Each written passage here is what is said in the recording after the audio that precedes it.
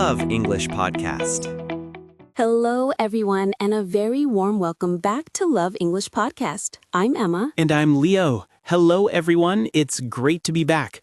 Emma, I've been thinking a lot about the process of speaking English. Not just the words or the grammar, but what is actually happening inside my head when I try to have a conversation. It's a bit of a mystery to me. That's a very deep and important topic, Leo. Self-awareness is a huge part of learning. What have you discovered about your own mental process? I've discovered that my brain is working way too hard. It's exhausting. When someone asks me a question in English, a very slow and complicated process happens in my head. I realized it yesterday. My colleague asked me, "Did you have a good weekend?" And I just froze for a few seconds. What was happening during those few seconds? It was like a 5-step factory process for every single sentence. First, I hear the English question, "Did you have a good weekend?" Second, my brain immediately translates that question into my native language. Third, I think of the answer in my native language. I think about what I did, that I went to see a movie with a friend. Fourth, my brain starts to translate my answer, word by word, from my native language back into English. And finally, fifth, I try to say the English sentence out loud. By the time I was ready to speak, the moment felt awkward. It was just too slow. Leo, you have just perfectly described the single biggest obstacle that stands between a beginner learner and true fluency. You are not a communicator in those moments. You are a human translation machine. And as you said, it is incredibly slow, inefficient, and exhausting. It really is. And I noticed another problem. Sometimes the sentences that come out sound strange. My friend, who is a native speaker, told me my English sometimes sounds like a book or a little unnatural. I think it's because I am translating my own language's grammar and sentence structure directly into English. You are exactly right. That is a huge side effect of translation. Every language has its own music, its own rhythm, its own way of building sentences. When you translate directly, you are playing the music of your language, but using English words. It often doesn't sound right. Let me ask you this. In your language, how would you say you are 30 years old? In my language, we would say something like, "I have 30 years." Right. So if you translate that directly, you get the English sentence, "I have 30 years." A native speaker will probably understand what you mean, but it sounds very unnatural. The correct English music for that idea is, "I am 30 years old." This is a pattern you can't learn through translation. You have to learn it from within English itself. That is a perfect example. I think I've made that exact mistake before. So I need to break this translation habit, but how is that even possible? My brain automatically thinks in my native language. It has been doing that for my whole life. How can I just switch it off? It feels like telling my heart to stop beating. It's a great question, and you're right. You don't just switch it off. That's impossible. Instead, you build a new place for your brain to go. You build a new room. I want you to imagine that your brain has two separate rooms. One room is your native language room. It's big, it's comfortable, it's beautifully decorated. You've lived there your whole life. You know where everything is. The second room is your English room. Right now, for a beginner, this room is small.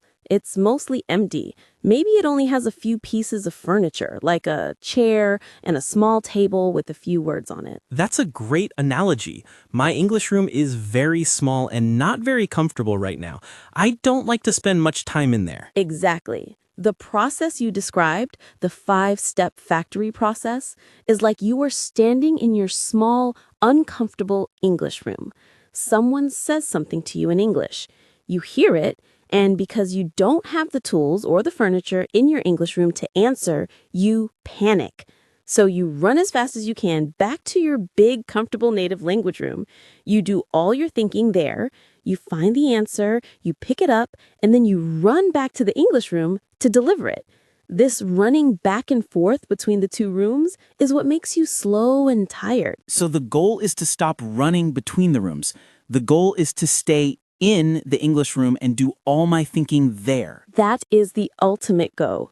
The goal is to start decorating your English room to make it more comfortable, to add more furniture, to spend more and more time in it until eventually you can live there comfortably without feeling the need to run back to your old room for every little thing. Okay, I am ready to be an interior decorator. I want to build my English room, but how do I start? How do I furnish a completely empty room? Where do I get the furniture? You start small, very small. You furnish it one object at a time. This is level 1 of learning to think in English. I call it labeling your world. Labeling your world? What does that mean in practice? It means you are going to practice connecting English words directly to the objects, actions, and concepts in your life without the middleman of your native language. I want you to try this today, right now. Look around the room you're in. Okay, I'm in my office at home. I see my computer, my desk, a lamp, a window, a coffee cup, a pen, a notebook. Perfect. As you look at each object, I want you to say the English word in your head. Just the English word. When you look at your cup, the thought in your head should be cup. You should try to stop the process of seeing the cup, thinking of the word for it in your native language, and then translating it to cup. You want to create a direct link, a direct connection between the real-world object and the English word. You are putting a small English label on everything you see. So the thought process should be me seeing the object and my brain's first thought being the word cup. I should try to stop the intermediate step of thinking in my own language first. You have it perfectly. You are cutting out the translation step. This is the first, most fundamental skill. It's like putting the first pieces of furniture in your English room. You can do this anywhere, anytime. When you are walking down the street, you can think to yourself, tree, car, building, dog, sky, person walking. You are slowly furnishing your English room with all the basic vocabulary. I can do this. It's a simple and concrete exercise. So I practice this every day with single words. What is level 2? How do I connect the furniture? Once you are comfortable with single words, you move to level 2, which is narrating your life. Now you become the narrator of your own movie. You start describing your actions in very, very simple English sentences. Describing my actions. Do you mean I should talk to myself out loud? You can if you are alone, but you can also just do it in your head. It's an internal monologue. For example, when you are making your coffee in the morning, instead of just thinking in your native language, you try to actively narrate the process in simple English. I am walking to the kitchen. I am opening the cupboard. I am taking a cup. Now I am pouring the hot coffee. I am adding some milk. The coffee is hot. The sentences are very simple, almost like a child would speak. They must be simple. That is the key to success.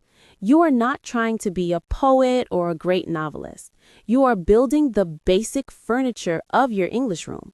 You are practicing the skill of forming a complete thought from beginning to end entirely within the English room.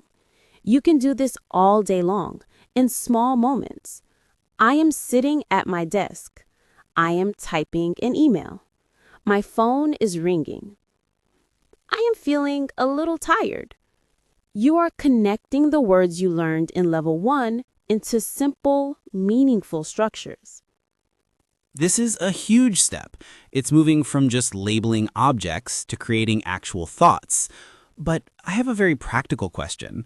What happens if I am narrating my life and I don't know the word for something? For example, I'm in the kitchen and I don't know the word for the machine that boils water. A brilliant and very practical question. This is a critical moment. This is where most people get stuck and immediately run back to their native language room to use a translator app on their phone. You must resist that temptation with all your strength. Instead, you stay in the English room and you use the English you already have to describe it. How would I do that for that water boiling machine? You could think, this is the thing. I use it to make water hot for my tea. It is made of metal and it makes a loud noise. You just described a kettle perfectly using simple words. This skill, which is called circumlocution, is one of the most powerful communication tools you can develop. It keeps you in the English room. Or you can make a mental note. I need to learn the English word for this hot water thing, and you can look it up later. The important thing is that you didn't break the rule. You stayed in the English room during the conversation with yourself. I see. So the goal is to solve the problem with the English I have, not to escape to the language I'm comfortable with. Okay, so I have level 1, labeling my world with words, and level 2, narrating my life with simple sentences. What is the final level? Level 3 is having an internal monologue. This is where you start to have simple, active conversations with yourself in your head. You move from just describing what you are doing to asking yourself questions, making decisions, and planning your day. Can you give me an example of what an internal monologue would sound like? Of course. Maybe you are finishing work for the day. Your internal monologue in English could be, okay, it is 6 o'clock. I am finished with work now. What should I do this evening? I feel hungry. I think I will go home and cook dinner. What should I cook? I have some chicken in the fridge. Maybe I will make some pasta with chicken? Yes, that is a good idea. I need to go to the supermarket first because I need to buy some tomatoes. Whoa, that is a real complete thought process from beginning to end, all in English. It's a full conversation with myself about a real life situation. It is. And it is the direct practice for real conversations with other people. You are practicing asking questions, answering questions, and connecting ideas all within the safe space of your own mind. You can do this anytime. When you are deciding what to wear in the morning, should I wear the blue shirt or the red shirt? Let me see. The weather is warm and sunny today. I think I will wear the blue shirt. It looks good with my black pants. You are building a comfortable, lived-in space in your English room. This 3-level system is so clear and practical. Start with words, move to simple descriptive sentences, and then graduate to simple conversational thoughts. It's a gradual process of building up the skill and furnishing the room. It is, and it's not something that happens in 1 week. It's a habit you build over months. You start by just trying to label things for 5 minutes a day. Then you try to narrate your breakfast routine. It's about slowly, patiently, spending more and more time in your English room until it starts to feel just as comfortable or even more comfortable than your old one for certain topics. This is one of the most helpful things I've ever learned. I finally understand why my speaking is so slow, and I have a practical step-by-step plan to fix it. I'm going to start labeling everything on my train ride home today. That will be my level 1 practice. That is the perfect way to begin, Leo. And to all our listeners, we invite you to do the same. Don't be a tired translator anymore. Be an architect. Be an interior decorator. Start building your English room today, 1 word, 1 simple sentence, 1 simple thought at a time. Thanks for listening to Love English Podcast. Remember, every minute you spend learning English is an investment in your future. Keep learning and see you in the next episode.